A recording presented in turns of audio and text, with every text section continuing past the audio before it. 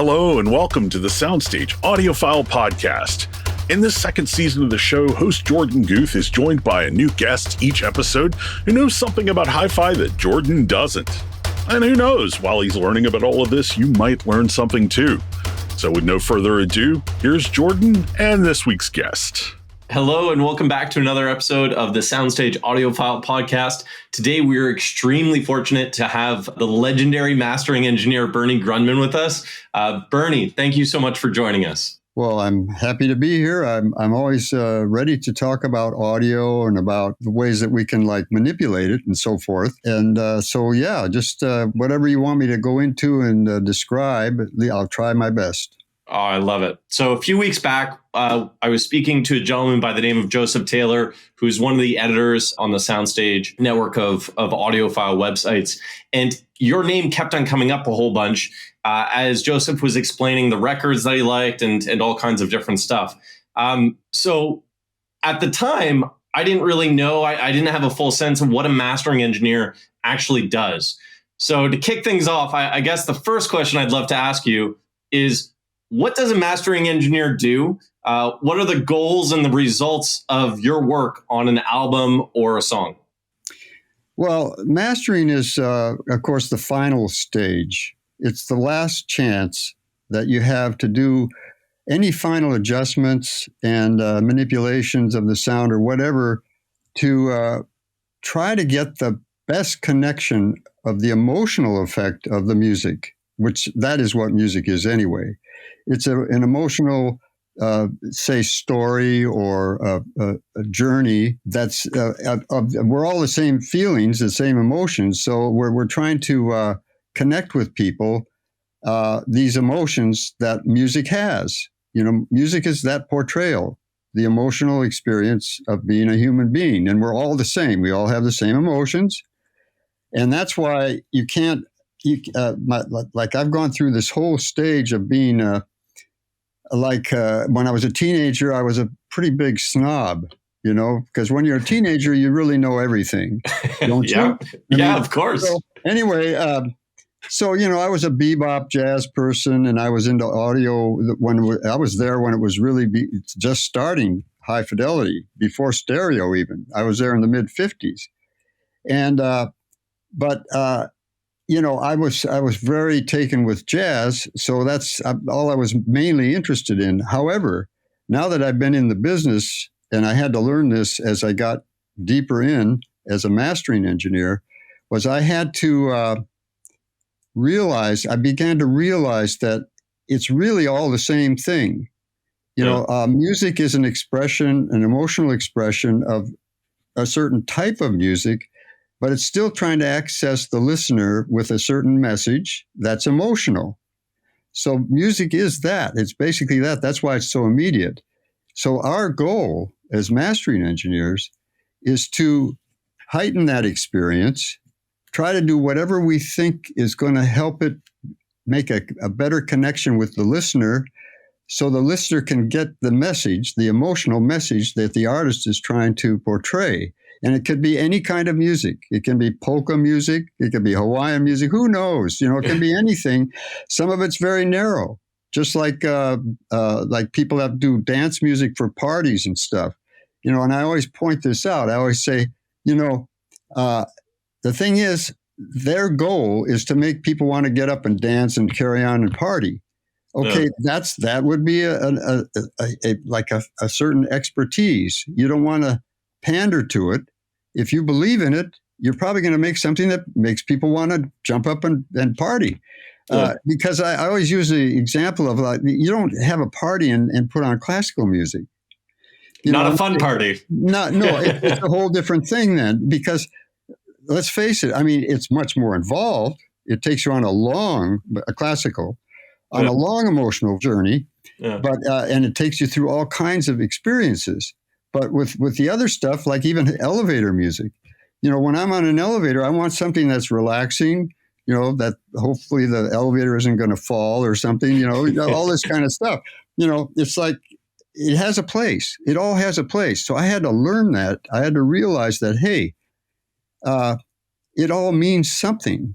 It's all one person's portrayal of certain emotions or certain kind of atmospheres for the listener.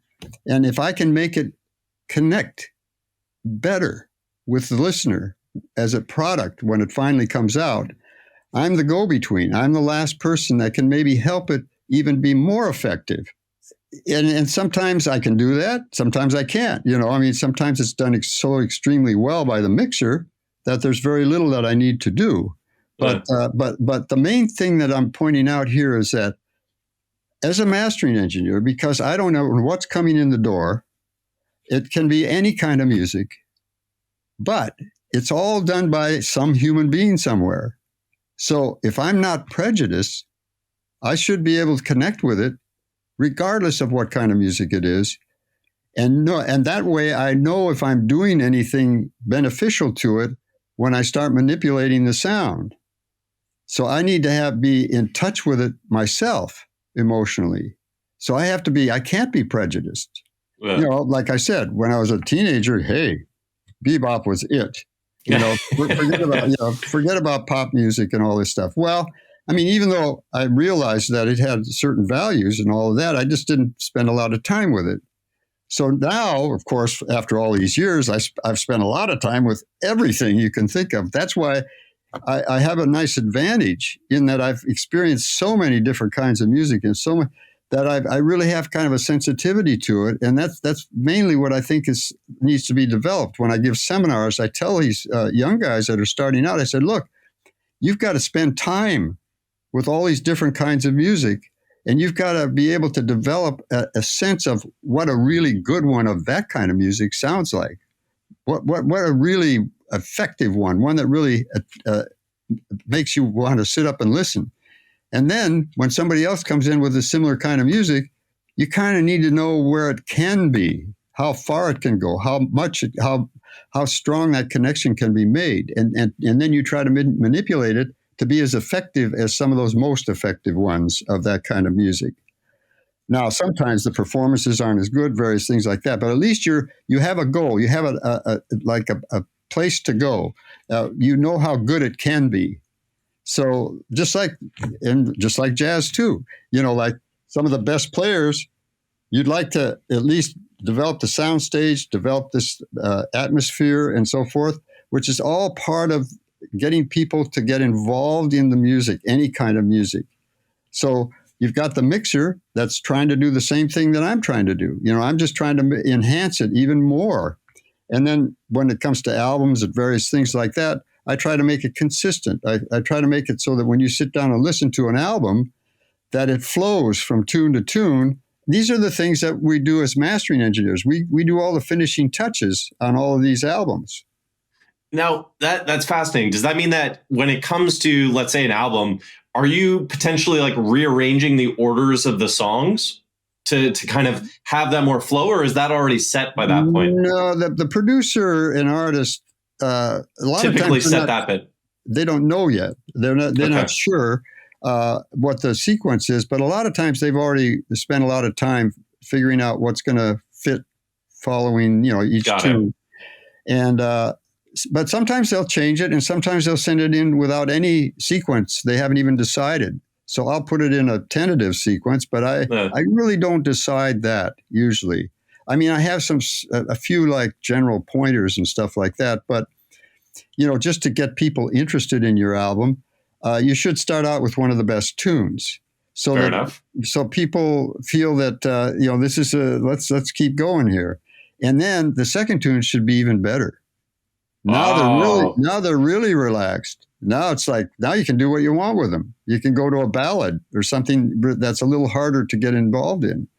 So all of this is a typical pop idea. Yeah. But that's the way they work. And it tends to work anyway, because the thing about anybody that's interested in music is that you want to get their attention. With all this resurgence of vinyl, a lot of the kids were always having playlists, and they had stuff playing in the background, and they were working on their computer and on their cell phone and doing all this kind of stuff, and they weren't really that involved. Now with vinyl, you have to stop. Yeah. You have to put the record on. You have to put the needle on. It's a ritual. Yeah, you have to put that. But here, everything's been quiet now up to now. So when you set the level, you're there, you're paying attention. Yeah. Now you set the level where you want to listen to it, and you might even pay attention and get more out of the music than you ever have before. So it has created that kind of effect. And I hear people talking about it all the time. Hey, kids are getting together and they're listening to records together. I said, wow, what a concept. I've seen that come and go and come back again. Yeah, right. Yeah, that's the way we used to live. So between and that, this kind of brings up all kinds of different questions. One, I can imagine that in the age of, like, you essentially now have the choice of mastering for digital productions and then for analog productions, I'm guessing, right?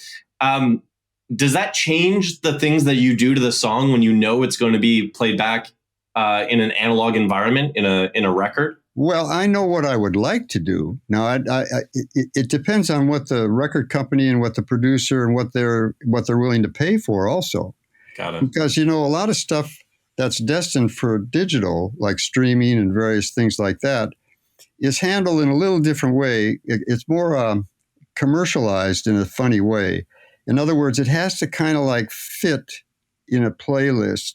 You don't want to be too low in level and things like that. You want to have a pretty high average level so that it kind of flows from one other person's tune to another person's and then yours. And then, so it's like everything's like different artists and stuff in a row. So it's kind of hard to know even what's going to happen. But most people are concerned about it being noticed. So when they put on something next to other artists' recordings, they don't want it to sound inferior, or what they think is inferior, which would be a lower level. Now, it would probably be better quality, lower level, but are you going to be able to get people to turn their volume up for that one and then turn it back down for somebody else? And so there's always been this thing about, in the pop market, in the commercial end of it, is loud. Everybody wants these loud recordings, which of course is going to make the sound inferior, the quality of the sound. There's no way you can get away from it because you have to use all kinds of electronic devices to make things have a high average level.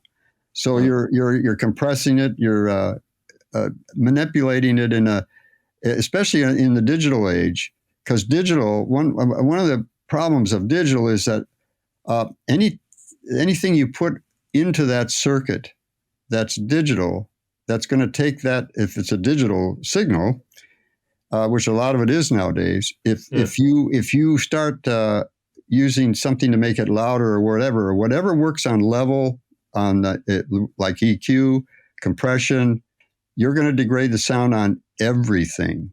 Interesting. Everything on that recording is now going to have something that doesn't belong there. But it's going to be, it's a coloration of the sound. So think of it this way. It's like a photograph, like you got reds and greens and blues. Yep. But after you put it through all of this stuff, it's got a little yellow tint on everything. Yeah. They're still there, but they're not as detailed and separated and so forth. It's kind of a little smearier now. Well, if you really listen to some of these digital things, everything has this disease on it. And so it's not pure and natural the way a lot of these, I'm not even saying that it's a problem of digital. It's only a problem of digital when you manipulate digital. When you go too far. No, when you go in anything you do. Yeah. Anything you do to digital after it's recorded, it can be really good as a multi-channel device or something like that with different channels, and you've done all your recording. Now you're going to mix it. Now, that's where the problem is. Now, if each one of those tracks on there, you can't change it without losing quality. If you want the vocal up a dB, boom, you're already going to hear a difference in quality. It's not going to sound as good because it's not the same ones and zeros anymore. Yeah. So that's one of that's why the best recordings still are the ones that they record because they pretty much have to nowadays use a multi-channel digital machine, but they mix it on an analog board because you can. They go back. They go back through an analog board because you can manipulate the sound there without it changing. I had no idea. Oh yeah, the best recordings are that way. Huh. So, but it still goes back into digital after that. Of course. Yeah. You go back into your main computer, your final computer, and now it's been manipulated though. But it's usually primarily selective. Then, if you are going to have to degrade it somewhat, you can do it to just one channel. You might have to do that. So, I mean, there's some compromises here and there to get what you want, because these things are on so many channels a lot of times that it's going to take a lot of manipulation and moving around. They have 10 vocal tracks. Now they want to like pick out and splice together in the computer all these different parts of the vocal to get what they think is the most effective vocal. I mean, there's all of this stuff that goes on now. Whereas a lot of these recordings that a lot of people like were just done direct to 2-track or direct to mono, and everything was done live. And then because there was very little electronics in there, and that's why they still think some of these old recordings are more natural, and they are, because it hasn't been manipulated a lot. Because even analog, if you do a lot of generations and a lot of things like that, it's not going to sound as good. None of them stand up to more and more electronics, especially things that are acoustic, jazz, classical, anything like that, which has a lot of overtones and real subtle resonances and things like that. That's what starts to get lost if you transfer to digital. So when you talk about doing the final master and doing it on digital, because it always has to go back to digital, does the setting in which people are going to listen to it change how you master it? So what I mean by that is, like, do you consider the fact that like some people, when they listen to pop music, it's probably going to be in the car? So would that be mastered differently than something like classical music, where you can assume somebody has like a nicer set of speakers and stuff like that? Or is it like, no, there's going to be one kind of digital master and then there's going to be one analog master? Well, we do that a lot. We have one that's made like to go in the streaming services, and because these services, they're going to want it to be fairly high average level, so that it's like everybody else is doing that, so that they get noticed. So it's kind of something that you kind of assume in some ways when it's a real straight ahead pop record. Recording, that, and sometimes we'll do 2 masters though. We'll do one with all this processing to make it really loud or a high average level and so forth. And then we'll do another one at higher resolution and for making discs. Oh, okay. So a lot of times, a lot of these, even pop artists, the disc many times sounds better than the streaming stuff, because they rerun it. It's just like sometimes they'll even mix it to an analog tape machine and then mix it to a digital. So interesting. Then they'll give us the analog recording. If it's done on good equipment, then the vinyl comes out from an analog recording that wasn't even manipulated a lot in the digital domain. Interesting. So these things do happen when they think that the audience, there is an audience out there that likes vinyl. Yeah. Like I said, you can get away with more with vinyl. You don't have to be so competitive in the level way, having things just loud.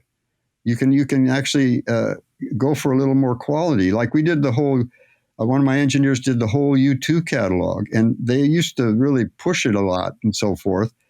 But it was all done from the original half-inch 30 masters. And people were saying, God, we're hearing things here we never heard before. Because when we do vinyl, we don't feel we have to do all of that manipulation in order just to make it loud. We're more interested in the quality of the original recording, and then having a good balance and having as far as I'm concerned, a more complete experience, because that opens up the soundstage as well. And what you really are trying to do for a good recording, and the best engineers can achieve this, is you want to transport people that are listening to it into an environment that's like not where you are, but it's going to take you into a place where you're more intimate with that music. Yeah. So like people like Bruce Swedien, who did Michael Jackson stuff, those mixes, it's got all kinds of presence on the main instruments and the vocal and stuff, but you can walk in there and walk around in behind them and stuff like that. I don't know how they do it.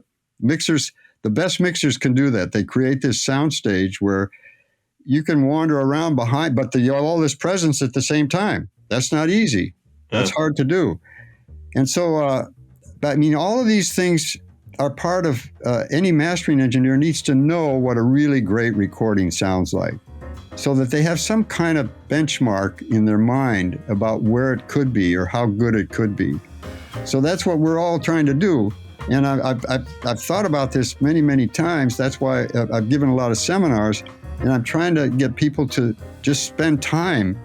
And it's an automatic thing. If you listen to one kind of music and all kinds of different people that are doing it and so forth, the best ones are going to stick out. Yeah, 100%. You put them out, you put them on, you go, wow, that's really effective. Well, it just gets you. And so now this next guy that comes in, let me see if I can get that out of his. If it isn't there. Well, that's part of it. You have to train yourself to know, you need to know what's really good of this kind of music. What can be achieved.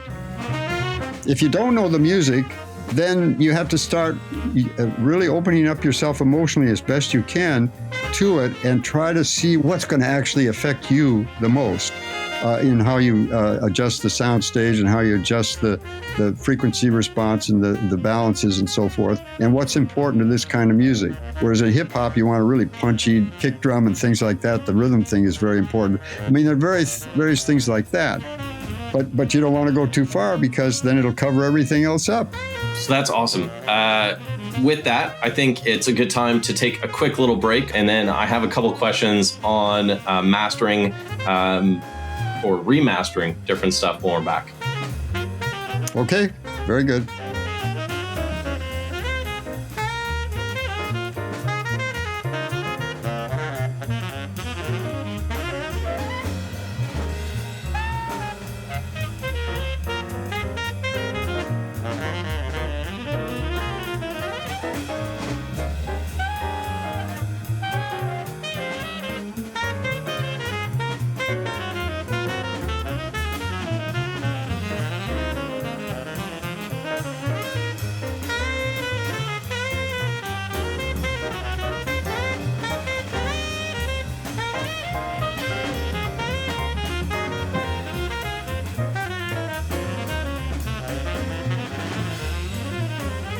All right, so now we're back. A question that kind of struck me with what we were talking about just before the break, talking about feeling that emotion of the music and trying to communicate that. When it comes to remastering, so Soundstage founder Doug Schneider was in the record store a couple weeks ago and found a copy of The Dark Side of the Moon, and your name was on it. And this is one of the most iconic records that I could think of. Everyone knows this record. When it comes to remastering a record, especially one that somebody already has quite a lot of emotional attachment to, what does that process look like? Is that a different approach than when you master something for the first time? Well, not necessarily. I'll get some things in sometimes that they're pre-mastered, what they call it, but they're pre-mastered so well that, sometimes it's better to not do anything to it. You want to capture, because as soon as we start doing something to it, we are introducing a little less quality to it because we're running it through equipment or equalizers or whatever we're doing to manipulate the sound. So if it's really extremely well done, sometimes we have different signal paths in our studio. We build all of our own equipment, basically, or we hot rod everything also, if it's made by somebody else. We make everything better, usually. And That's so awesome. We have different ways of transferring a master that goes directly to the cutting system when we're making vinyl. It doesn't go through anything. It comes right out of the computer, if it's a digital, or right out of the tape machine it can, and we can go directly to the cutting system without any electronics in between, and we can capture everything that's there without changing it, except for, you are going down another generation just by making a vinyl. Yeah. but our goal usually is to maintain the quality of the recording, whatever it is.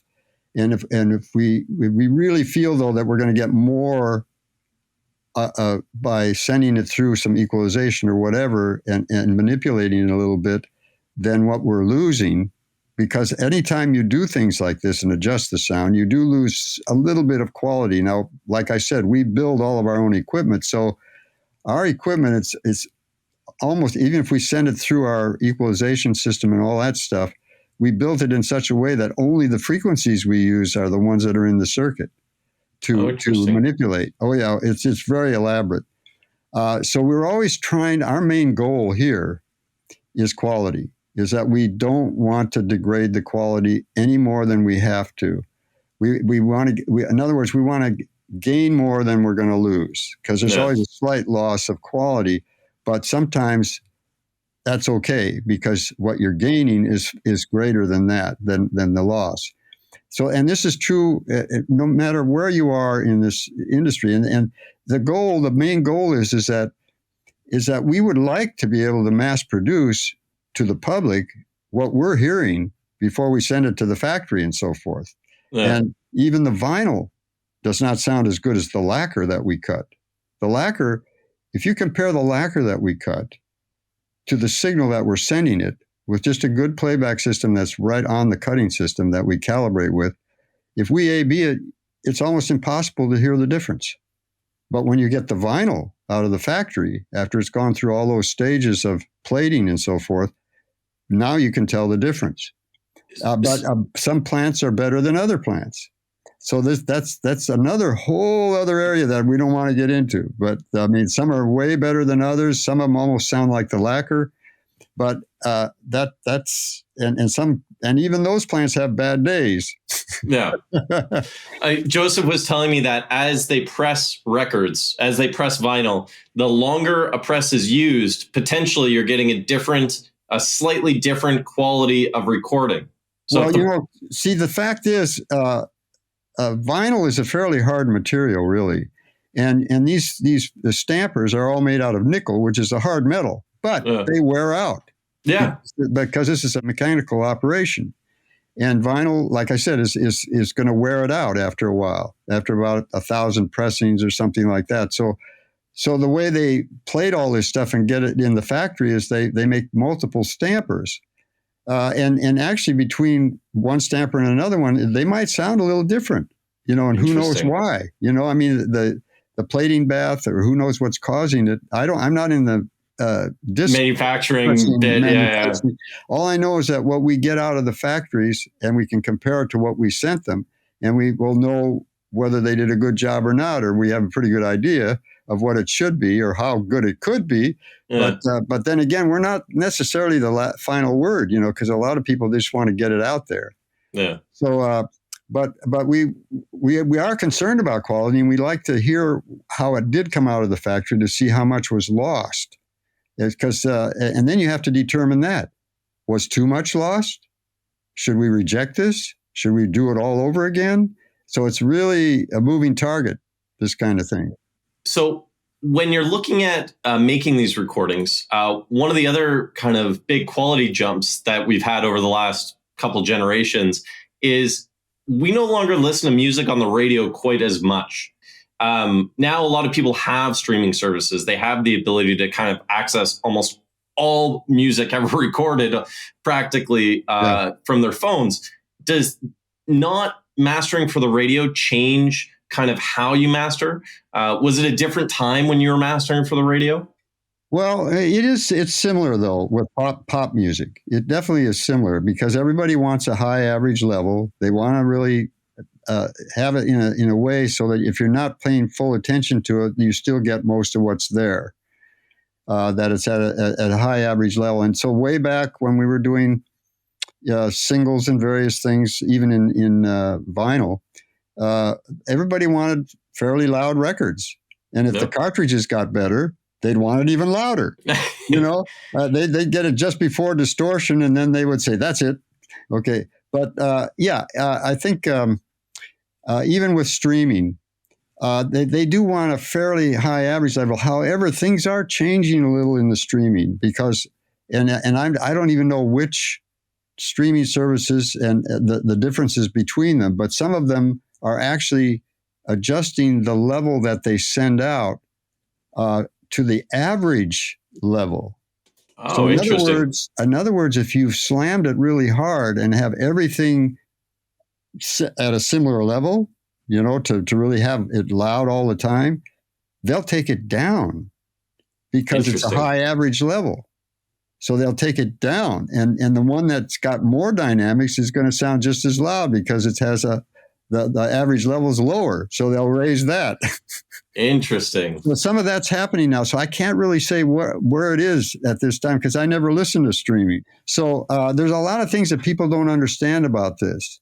And so the only thing that's going to tell you if it's really good quality are your ears. Yeah. I have a lot of people telling me how great this is and how great that is and how I said, look, don't tell me how great it is. Just let me listen to it.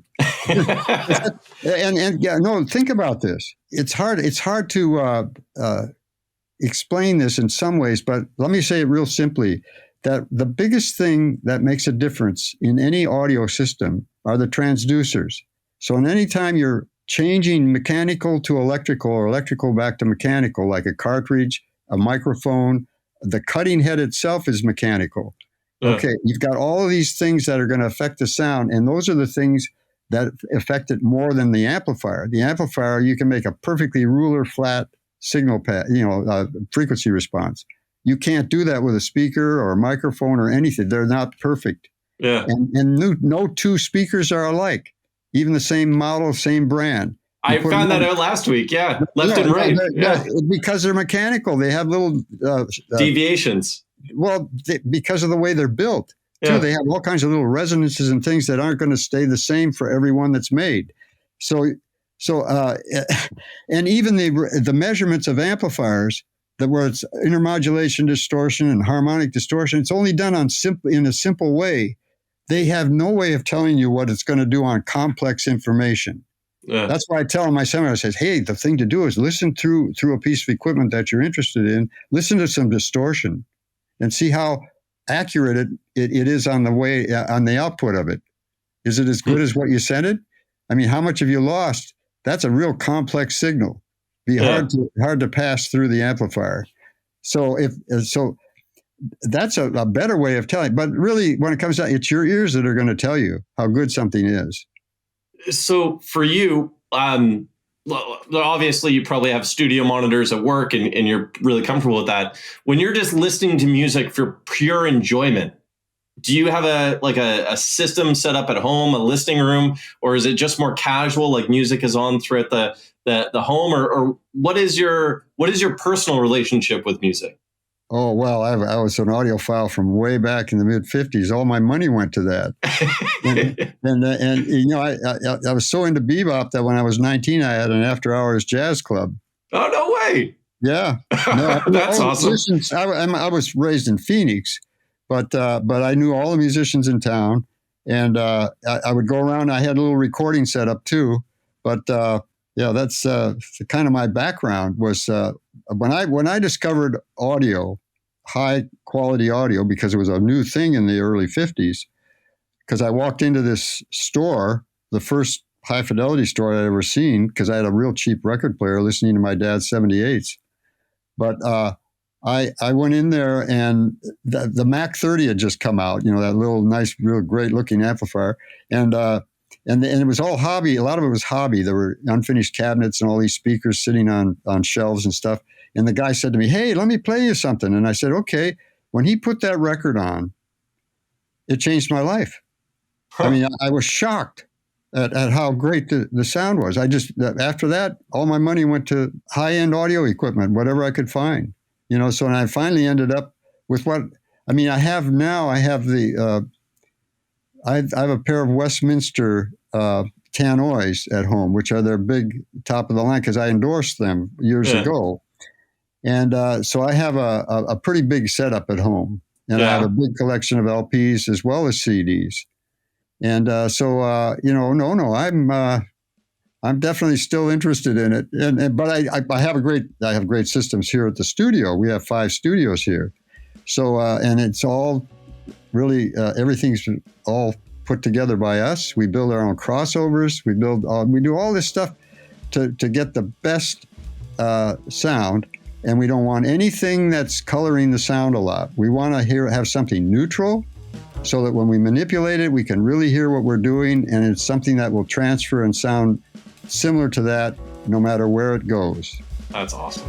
So I think to close off our chat here, the question I have is a little bit more personal. And it's, if we caught you on the average day, what kind of music or what particular song or what artist would you be playing to listen to for pure enjoyment, not for work, but for pure enjoyment? What would be on your record player? Oh, well, that would be bebop jazz. Yeah. It would be, and like something maybe uplifting though in bebop jazz. And it would be something like Stanley Turrentine. Okay. Something over with his wife. She plays organ even, B3. But something that's really it's the 50s jazz, bebop jazz, and early 60s. The players actually were playing more to the rhythm. So there's a feel thing that they're working with more so. It's more connected in a certain way. And so it's really a great experience to make your day, to get you up and get you going and making you feel good. And plus, it's stimulating you intellectually, because any good bebop jazz takes you on one of those emotional journeys. Yeah. And it takes you on a journey that abstracts the beginning, the tone, the line of the tune. And it's all about improvising jazz. And so when it goes into the solo, a great player actually has you feeling that that tune is still in the background because it's playing to the chords, but they're taking you on a cohesive journey that's giving you an abstracted view of that tune, and you're getting to get more insight into that tune because of this solo that's taking you on this nice journey, emotional journey that's connected to that tune, but isn't playing the exact notes and in the same sequence, but it's showing you an expanded view and all kinds of different points of view of that same tune if you're doing it properly. I'm going to have to start looking into some of this. I'm going to take your recommendations. I wrote down some names here, and I'll go check some out. Well, I don't think you'll be disappointed, but anything like that, like classical music or bebop jazz or some of the real advanced jazz things, a lot of people are afraid of it, but you've got to spend time with it. You've got to spend time, and finally it'll get through to you, and you'll realize what they're doing.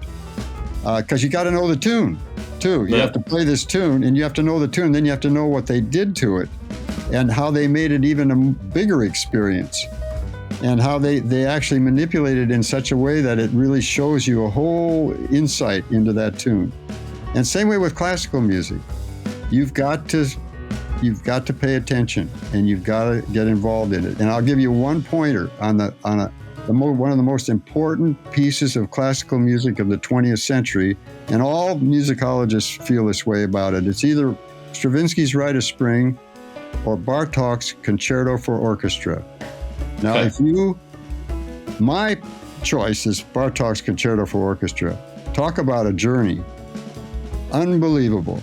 And you have to get Fritz Reiner and the Chicago Symphony on RCA. It's an old recording. He does it the best. He takes you on a ride you will not forget. If you finally get deep into it and follow it and let it take you, you're going to have an experience you never thought you'd have. Oh, that's awesome. That's how great music can be. Well, so now I have my homework. Hopefully this means that in a few months I can reconvene and we can chat and I can tell you all about the experience. Yeah, do it. No, I'm telling you, you won't regret it. Bernie, thank you so much for joining us. It's been an absolute pleasure, and wishing you all the best, and take care, everyone. Yeah, it was fun.